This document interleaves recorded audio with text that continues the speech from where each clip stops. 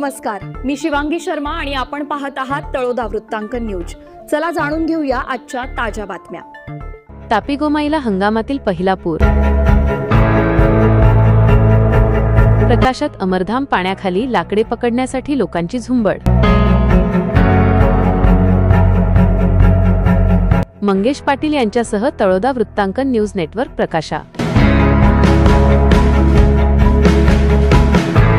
नमस्कार प्रेक्षक हो, सातपुडा पर्वतरांगांमध्ये झालेल्या अतिवृष्टीमुळे उत्तर महाराष्ट्रातील प्रसिद्ध तीर्थक्षेत्र प्रकाशा येथे तापी आणि गोमाई नदीला या पावसाळी हंगामातील पहिला पूर आला आहे। तापीच्या उगमस्थानी मुसळधार पाऊस झाल्याने पाण्याचा जलद विसर्ग करण्यासाठी हातनूर प्रकल्पाचे सर्व 36 दरवाजे पूर्ण क्षमतेने उघडण्यात आले आहेत। परिणामी दोन्ही नद्या दुथडी भरून अतिशय रौद्र रूपात वाहत आहेत। पुराच्या भीषण वाढत्या पाणी पातळीमुळे नदीकाठावरील स्मशानभूमीतील कच्चे अमरधाम पूर्णपणे पाण्याखाली गेले आहे।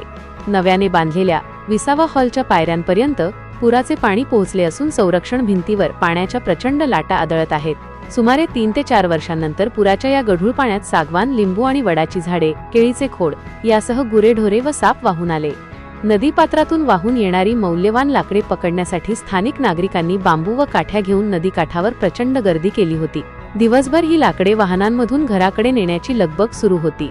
दरम्यान तापी गोमाईचे हे भीषण रूप पाहण्यासाठी नागरिकांचा जनसागर लोटला होता। नदीची पाणी पातळी सायंकाळी उशिरापर्यंत सतत वाढत असल्याने प्रशासनाने नदीकाठच्या रहिवाशांना सतर्क राहून तात्काळ सुरक्षित स्थळी हलण्याचे आवाहन केले आहे।